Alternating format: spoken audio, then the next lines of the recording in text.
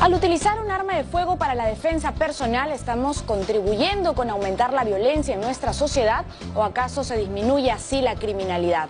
¿Está usted de acuerdo o no está de acuerdo con la cárcel para las personas que llegan a matar en defensa propia? Escríbanos a @DID7.3 con el hashtag que está apareciendo en pantalla. Bienvenidos a Debate y Diálogo.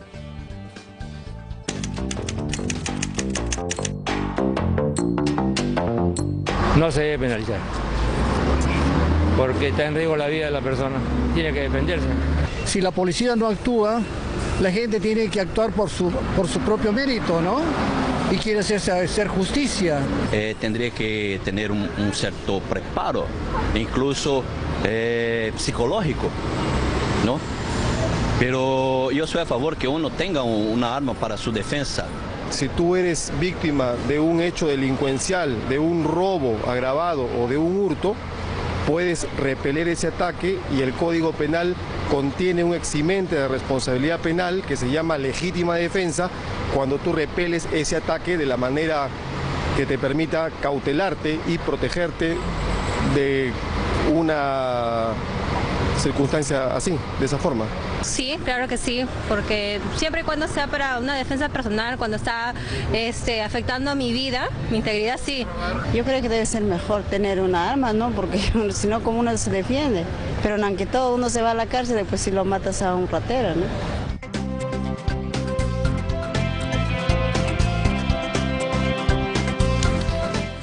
Bienvenidos a Debate y Diálogo, soy Violeta Reaño. El día de hoy conversaremos con Julio Rodríguez, abogado penalista, y con Rodrigo López Landauro, él es presidente de la Asociación Nacional de Usuarios Responsables de Armas. ¿Cómo están? Muy buenas tardes. Buenas tardes, Violeta, gracias por la invitación.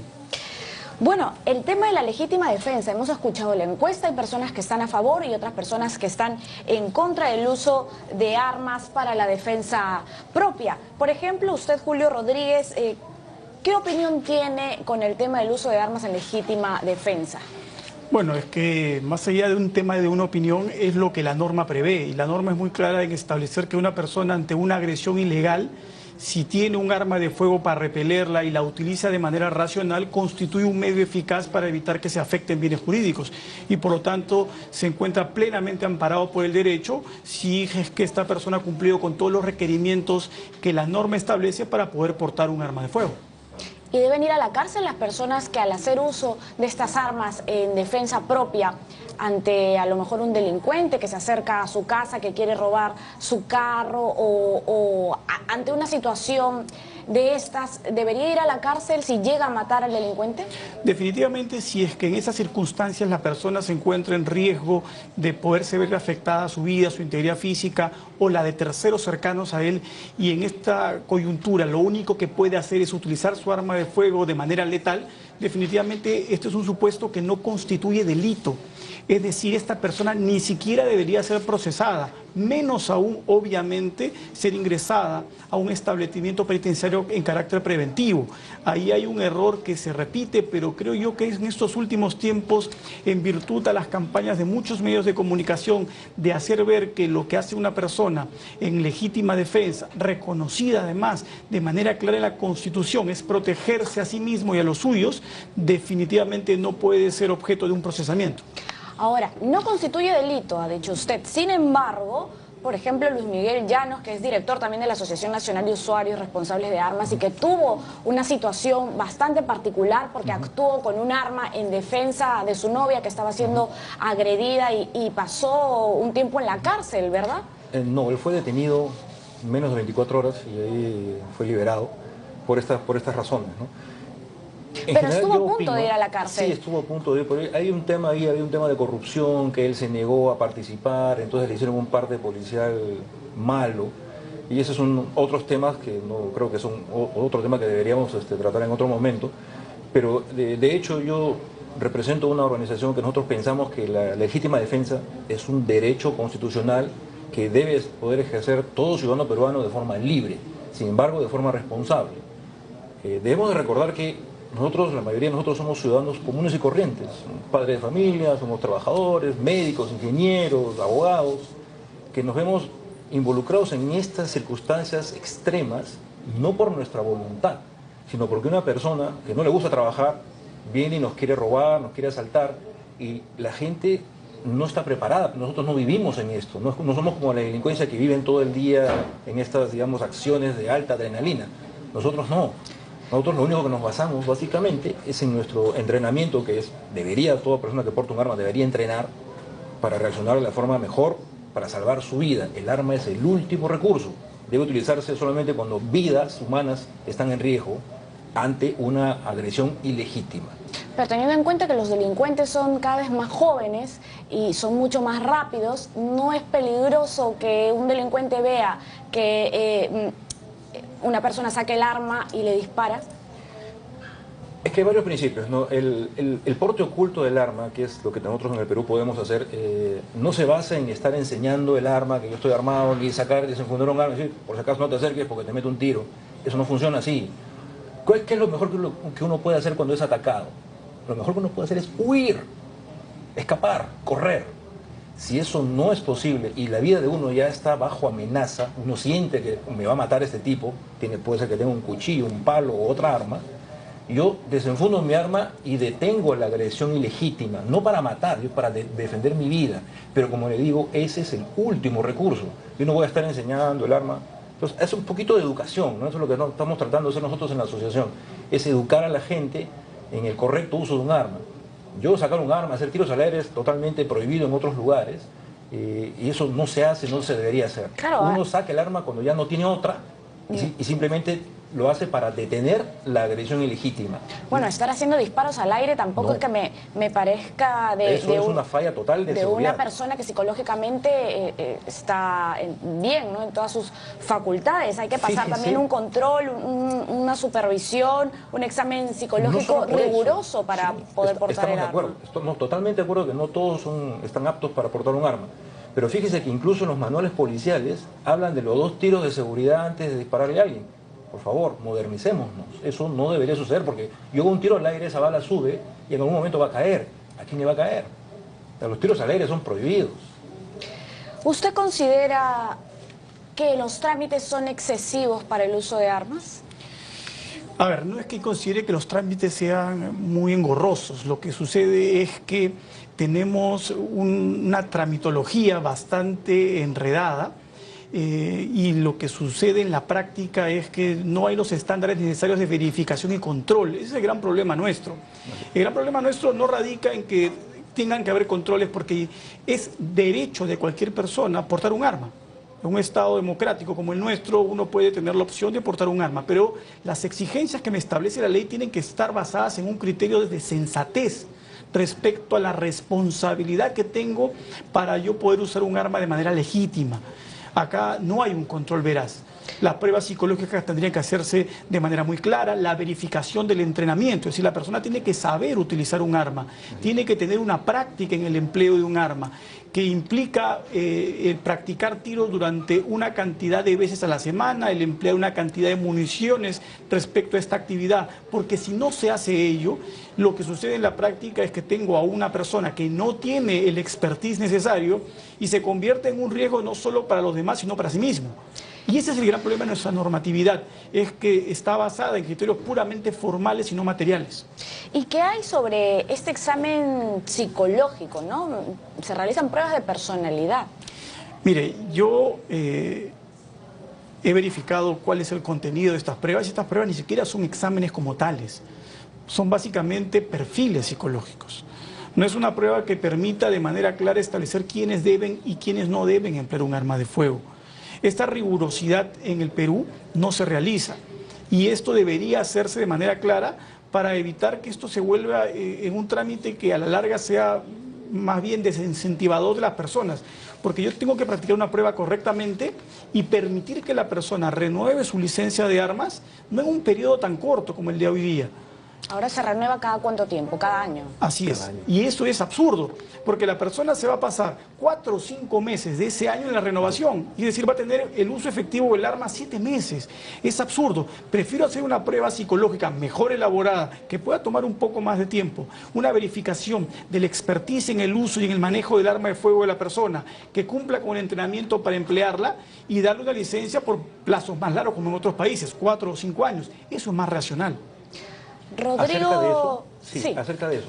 La ley, todas las leyes anteriores, las que han sido modificadas y la que está todavía en vigencia, no le exigían a ningún usuario, ni siquiera un poquito, que se capacite o que se eduque en el uso correcto de un arma. No había. Eso nosotros lo hemos venido impulsando, promoviendo de diferentes instancias, y felizmente el jueves pasado ya se aprobó una nueva ley en el Congreso, que esperemos que el presidente la firme, donde en la cual es un proyecto de ley que el mismo SUCAME preparó, asesorado por todos nosotros los legisladores, los usuarios. Saludamos la apertura del doctor Latorre, que tuvo la sensatez de escuchar al usuario, cosa rara en el Estado, y el proyecto de ley es muy bueno, porque ahora sí va a haber obligación de educarse, tiene que presentar un certificado de que ha pasado un curso mínimo y manejar seguramente un arma. Eso para empezar. Segundo, que el esquema de la licencia única está cambiando. Ahora se tenía una licencia de posesión y uso por cada arma. Yo tenía 10 armas, tenía 10 licencias. Ahora no. Ahora va a haber un esquema de tarjeta de propiedad, una por arma, que no vence, y una sola licencia de uso, que está referida al tipo de utilización que uno le dé al arma. Por ejemplo, entonces, sobre el proyecto ese tema, está estupendo, ¿no? Sobre el tema de la tarjeta de propiedad del arma, Sí. ¿es igual o diferente a la licencia del que porta el arma? Ahora va a ser diferente. Antes, hasta ahora todavía sigue siendo la misma, pero en adelante, cuando ya se reglamente esta nueva ley, va a ser diferente. Va a ser como en los autos. Yo tengo tarjeta de propiedad en mis automóviles y solo tengo una licencia. Y esa licencia se va a renovar cada 3 años. Entonces va a descongestionar lo que es ventanillas en SUCAME, que estaba colapsado, y va a ser más sensato porque ahora sí le va a pedir a la gente que se eduque antes de que le den un permiso para obtener un arma de fuego. Julio Rodríguez, ¿y qué pasa con las personas que tienen antecedentes en violencia familiar, por ejemplo? ¿Pueden portar armas? Es que esas personas ni siquiera deberían pasar la prueba psicológica. Si una persona tiene rasgos violentos, rasgos que lo pueden colocar en situaciones marginales de psicopatías, no puedo yo otorgarle a esa persona un arma de fuego, porque la estoy convirtiendo en un riesgo social. Es por eso que le digo que es trascendental que la prueba psicológica sea tal, una prueba, prueba de análisis de la persona, no un mero perfil. Pero no se que lo puede debería hacer cualquiera. necesitar llegar hasta la prueba psicológica, bastaría con que se revisen los antecedentes Eso de se va a las hacer en personas. adelante. Sí. En la nueva ley, gente con antecedentes de violencia familiar se les va a impedir el trámite de una licencia. Pero Bueno. ojo, en una prueba psicológica me anticipo incluso a la posibilidad de que la persona tenga un antecedente de violencia familiar. No tengo que esperar que cometa un acto violento para no darle un arma de fuego. Basta que yo verifique que no tiene el perfil necesario para no otorgarle el arma de fuego. ¿Qué hay del mercado negro de armas en nuestro país? Ese es otro tema, no hay control sobre eso. Esperamos que las autoridades tomen cartas en el asunto. Hay muchísimas armas en el mercado negro. Si el mercado legal se estima que son alrededor de 300.000 armas, las que tienen algún tipo de licencia, ya sea de civiles o de militares. El mercado ilegal se estima que deben ser alrededor de 200.000 o más. Fíjese, el mercado ilegal es casi tan grande como el mercado legal, y probablemente sea más grande. Lo que pasa es que no se tienen indicios de eso, porque no ha habido un estudio al respecto. Además, hay muchas armas que han salido los polvorines de las Fuerzas Armadas o la policía que van a cometer crímenes y regresan. Entonces necesitamos un mejor control de las armas. El nuevo proyecto también incluye que las armas particulares de miembros de fuerzas policiales y militares también pasen por SUCAME. Ahora no lo hacen. Yo soy un policía, por ejemplo, me quiero comprar un arma en una tienda, solamente en SUCAME pido una autorización y la licencia la tramito en mi institución, y SUCAME no sabe qué fue esa arma. Ahora sí, solamente las armas propiedad del Estado, propiedad de la policía, la marina, el ejército, la policía, etcétera, esas van a estar en un control diferente, pero las armas que compre un miembro de estas instituciones de forma particular van a tener que pasar por SUCAME, lo cual es estupendo. Bien, nos vamos ahora mismo a una pausa, pero regresamos en breve con debate y diálogo.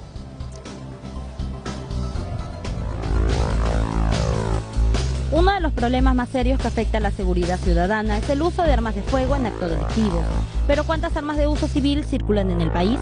La Superintendencia Nacional de Control de Servicio de Seguridad, Armas, Municiones y Explosivos de Uso Civil, SUMASEC, es la entidad encargada de regularizar, supervisar y fiscalizar los servicios de seguridad privada y el uso civil de armas de fuego.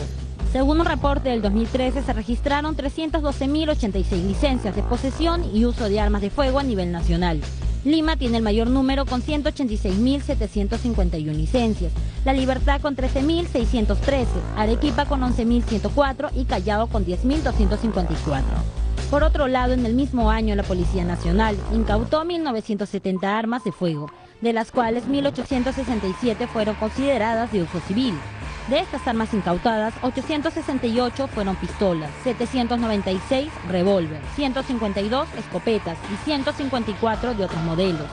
En los últimos meses hemos observado varios casos donde empresarios o civiles han utilizado su arma de fuego para defenderse. Nos podemos preguntar, ¿se debe castigar a una persona que hiere o asesina a un delincuente en defensa personal? Regresamos con debate y diálogo. El día de hoy estamos hablando del uso de armas de fuego en defensa propia. Hemos tocado algunos ejemplos, me gustaría nombrar otro ejemplo, es el caso de un joven agente de seguridad que intentaron robar a su novia, pusieron en peligro la vida de su esposa o de su novia embarazada además, entonces él cogió una de las armas que utilizaba para su trabajo diario, disparó, mató a uno de los delincuentes y ahora mismo está en San Juan del Lurigancho. Bueno, si no constituye delito, ¿por qué está en San Juan del Lurigancho? Es que ahí viene lo que es realmente criticable, que no se tome conciencia de la jerarquía que tiene la legítima defensa. La legítima defensa en el caso peruano, si lo comparamos con otros países, está por encima del Código Penal porque tiene reconocimiento en la Constitución. Entonces, con solo ese hecho es suficiente para que un fiscal, verificando que se cumplen los 3 requisitos, es decir, una agresión ilegítima, una racionalidad en la forma y en el empleo del medio para repelerla y una ausencia de provocación en esa agresión para que pueda configurar un supuesto de legítima defensa y ni siquiera denunciar el hecho, menos aún mandarlo detenido. Pero mire usted, si tenemos una actitud que no es de acorde a lo que establece la norma de parte de un fiscal, un juez, que es el único capaz de mandar a alguien detenido preventivamente, debería analizar eso y no permitir siquiera que haya proceso. Pues obviamente no mandarlo a un penal. Esto es absurdo. Y este tipo de casos tienen que quedar definitivamente excluidos, porque una situación como la que estamos, el no hacer primar la Constitución sobre un código, es algo que los magistrados de ninguna manera pueden permitir. Ahora, si los delincuentes no portan arma, y quizás yo sí tengo una y le disparo. No hay ningún inconveniente. Le voy a explicar por qué. Porque en el segundo requisito, que se llama racionalidad, la racionalidad descarta cualquier criterio de proporcionalidad, porque es absurdo. Es como que usted me diga, viene un delincuente con un cuchillo de 20 centímetros y yo lo único que tengo en mi bolsillo es un arma de fuego. Y le voy a decir al delincuente, espérate que voy a buscar un cuchillo del mismo tamaño para defenderme. Es absurdo. Yo tengo que usar el medio a mi alcance y el medio a mi alcance para repeler la agresión se convierte en el medio racional. Está contemplado en la... Obviamente y expresamente hay una prohibición de proporcionalidad, pero el segundo criterio de racionalidad, el segundo es la forma de emplearlo. Yo tengo que utilizar el medio más racional, que es el que tengo a mi alcance, y usarlo racionalmente. Si yo tengo la posibilidad de a esa persona que me está agrediendo con un palo, con una piedra, con un cuchillo y yo con un arma de fuego, utilizarla de manera no letal, apuntarle a una extremidad, eso es lo que se me va a exigir. Y ojo, desde el año 1991 el Código exigió racionalidad. Desde el 91. Solo que ha tenido que haber una modificación, más que una modificación, un agregado de carácter ilustrativo en donde expresamente se prohibió la proporcionalidad, pero como le digo, ya desde el 91 esto estaba descartado. Rodrigo López, presidente de la Asociación Nacional de Usuarios Responsables de Armas. Si me atacan con un arma blanca y respondo con un arma de fuego... Fíjese, yo estoy de acuerdo absolutamente con el doctor, pero hay un tema, ¿no? En un momento, como le explicaba hace un momento, nosotros somos personas comunes y corrientes, ¿no? Personas que trabajamos todos los días, nosotros no vivimos en la violencia. Y viene alguien a atacarnos, la adrenalina se dispara. Entonces, tener en ese momento control de yo poder dispararle a una pierna o a un brazo a una persona en movimiento que me está atacando es extremadamente difícil. Se lo digo porque yo entreno y un blanco en movimiento es súper difícil de darle, no es tan fácil. Entonces, ¿cuál es el principio básico de la defensa? Yo disparo al centro, así entrenamos todos al centro, y esa es la forma más efectiva de tener una agresión ilegítima. Como consecuencia de eso, muchas veces la persona muere, pero no es nuestra culpa. Y cuando el ladrón es menor de edad, estamos viendo tantos casos momento, yo no sé si el de sicarios menores de edad, pequeños de 10 años que uno ve que son niños. ¿Qué hacemos? Es muy difícil. Creo que es más, va a haber una película al respecto, creo, el American Sniper, que se va a estrenar el verano, que habla de una persona que ve a un niño con una bomba y qué decisión toma. es muy difícil, pero... En ese caso debe ir a la cárcel la persona que se está defendiendo. No importa quién me venga a atacar, puede ser una ancianita con una AKM, puede ser un hombre muy grande. Yo no provoqué la agresión, yo solamente estoy defendiendo mi vida y me ampara mi derecho constitucional a la legítima defensa. O sea, no le voy a pedir en ese momento, a ver, dame tu DNI si eres menor de edad, mayor de edad, ¿no? ¿Qué opina usted? Bueno, eso ya está establecido de manera uniforme en decisiones que se han emitido tanto en nuestra jurisprudencia, en jurisprudencia extranjera, tribunales constitucionales europeos, respecto a que yo me puedo defender de una agresión ilegítima, así provenga de un menor de edad, que para el derecho penal es un inimputable, así provenga de una persona que tiene demencia, yo también me puedo defender empleando aquel medio que sea el más racional. Es decir, no hay ningún tipo de restricción para eso, en la medida que yo no sea el agente provocador de la agresión. ¿Y el medio más adecuado es un arma de fuego? Si es que lo único que tengo en ese momento para repeler la agresión es un arma de fuego, se convierte en el medio más racional. Y tengo que usarlo racionalmente. Como dice acá el representante de esta organización, es muy difícil en una circunstancia coyuntural en donde me veo víctima de una agresión que yo pueda tal vez apuntar a una extremidad. Pero si es que el derecho lo que va a hacer es exigir comportamientos estandarizados, no heroicos, yo no tengo que sacrificarme. Entonces, si yo actúo racionalmente frente a la agresión y con esta actuación racional acabo generando un resultado lesivo de lesión o muerte, yo quedo excluido. Rodrigo López, bueno, esto fue el caso de Luis Miguel Llanos, que no es parte de la Asociación Nacional de Usuarios Responsables de Armas, sí de otra asociación también que utiliza las armas en defensa propia, pero él pudo librarse de la cárcel. Hay muchísima gente que no se puede librar. Lo que pasa es que él hizo una tremenda bulla mediática, porque no estaba dispuesto a ser susceptible a la corrupción, que es básicamente lo que pasó, y salió a hacer tremenda bulla, hizo mucho ruido mediático, tenía amigos. Bueno, él felizmente tenía amigos que lo ayudaron, ¿no? Amigos en la prensa, y hizo mucho ruido, pero si no hacía ruido, de repente estaría preso. Vamos a leer algunos tweets de los televidentes, de la gente que nos está viendo ahora mismo. Nos dice Oscar Enrique, si es en defensa propia, definitivamente no, porque aquí lo que se trata de defender es la vida de uno, es decir, que las personas que llegan a matar utilizando un arma de fuego no deberían ir a la cárcel, dice que no. Rubén Muñoz dice, si se utiliza el argumento de la defensa personal y con ello atenta con la vida de otra persona, no tiene justificación. No deben ir a la cárcel, uno no se puede quedar con los brazos cruzados contra la delincuencia. Depende del caso, porque algunas veces matan y toman esto como excusa. Pero, ¿y si nos sucede lo que a los gringos? Esto es muy interesante, ¿no? En Estados Unidos se permite el uso de armas, es más, muchísimas personas usan armas de fuego, hemos visto y seguramente recuerdan el documental Bowling for Columbine, en donde de alguna manera se postula la teoría del miedo. Bueno, en el documental se muestra a estos niños en realidad matando, cómo mataron ellos a varios de sus compañeros, a un profesor, hirieron a más de 20 personas. Y luego se suicidaron, ¿no? Hay una teoría del miedo en este documental, y ¿ustedes creen que a lo mejor nuestra sociedad también ya está a punto de entrar en este camino de la paranoia y del miedo? Hay una gran diferencia entre los Estados Unidos y el Perú. En los Estados Unidos el acceso a armas es casi libre. Claro, si uno va a comprar una, dependiendo del estado, hay estados más restrictivos que otros, pero si uno va a comprar un arma nueva en una tienda, le van a pedir antecedentes. Pero si uno compra armas, por ejemplo, en una feria y se la compra entre particulares, no hay ningún control. Lo que ellos no quieren es que haya un registro ni un control como sí lo tenemos acá. Aquí sí ha habido un control, tenemos licencia, ya no hay. Y allá tengo una cultura de armas, además, que está amparada por su constitución. La constitución les da el derecho a tener armas. Aquí nosotros tenemos derecho a la legítima defensa. Son dos realidades totalmente distintas.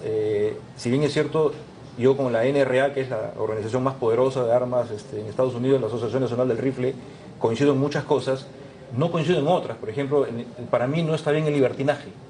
Nosotros sí pensamos de que el control estatal es una obligación. Es más, es necesario el control estatal, porque tenemos que filtrar a la gente que sí puede tener un arma y a la gente que no debería, no se le debe dar. En eso, por ejemplo, marcamos nosotros la diferencia con los Estados Unidos, y eso no creo que suceda acá, ¿no? Acá no sucedió ningún tiroteo en una escuela, ¿no? Allá tienen otra mentalidad. No. Además, aquí las armas están en menos del 1% de la población, allá probablemente en el 60%. ¿Qué opina usted? Lo que sucede es que, a ver, el fenómeno norteamericano de la violencia es un fenómeno totalmente distinto a la de los países de corte europeo continental como el nuestro. ¿A qué me refiero? Los estudios han establecido que la sociedad norteamericana es una sociedad que tiene por naturaleza una exacerbación de la violencia. El país con la mayor cantidad de actos violentos por habitantes en el mundo occidental. No comparo estadísticas de los países orientales porque son muy criticables algunas de ellas, pero del mundo occidental, Europa, América Latina y los países asiáticos que son formales en cuanto a estadísticas, el que está por encima de todos es los Estados Unidos. Y eso tiene una serie de explicaciones de carácter criminológico y no solo obedece a una permisibilidad en el uso de armas, sino está ligado incluso al propio sistema de justicia penal. Es un sistema muy violento el norteamericano y eso genera mayor cantidad de delitos por habitante comparado con el resto. Pero ¿no cree que somos también una sociedad violenta? A lo mejor no en el uso de armas, pero sí en el tema de la discriminación racial, en el tema del feminicidio. Somos una sociedad violenta con un recuento histórico además de violencia política, hablamos de terrorismo. Seguro que somos una sociedad violenta, pero no llegamos a esos estándares. ¿No se aumentaría la violencia con el uso de armas en defensa personal, que para muchos podría utilizarse como una excusa? No se va a aumentar porque lo que tengo que establecer son estándares de control. Porque, por ejemplo, en el caso de una dama, no le vamos a... ¿Cuál es el otro medio, digamos, en contraposición de un arma? Aprender karate, portar un cuchillo, son medios demasiado, digamos, muy invasivos, ¿no? Tendría que estar el delincuente muy cerca a mí. Si, por ejemplo, tú eres una dama y te viene a atacar alguien con un palo, con clavos, y te lo quiere ensartar en la cabeza, lo mejor es que tú a 5 metros le metas un tiro. Salvas tu vida. Es un poco fuerte, ¿no? Lo que usted dice. Pero si alguien viene a atacarte a ti, es mucho más fuerte. Tú te tienes que defender. Y el mejor medio de defensa es un arma bien utilizada. Lo bueno es que la nueva legislación nos va a poner por encima del promedio de Latinoamérica, incluso yo diría Estados Unidos, porque aquí va a haber control y se va a analizarse a quién se le puede dar, a quién no se le puede dar. No vamos a entrar a Dodge City, tiroteos en las calles, al contrario. En adelante las armas van a estar en mejores manos. Un último comentario. A ver, lo que yo le puedo decir claramente es que si es que estamos en un país en donde la inseguridad ciudadana es mayúscula, en donde el Estado es incapaz de controlar los estándares de criminalidad que cada vez se elevan de manera más alta, definitivamente el restringirle a un ciudadano su legítimo derecho a portar un arma para defenderse de aquello que el Estado es incapaz de hacer, se corresponde necesariamente en reconocerlo como un derecho legítimo. Y es, por lo tanto, allí en donde se tiene que respetar los parámetros de la Constitución. Bien, muchísimas gracias. A usted las gracias.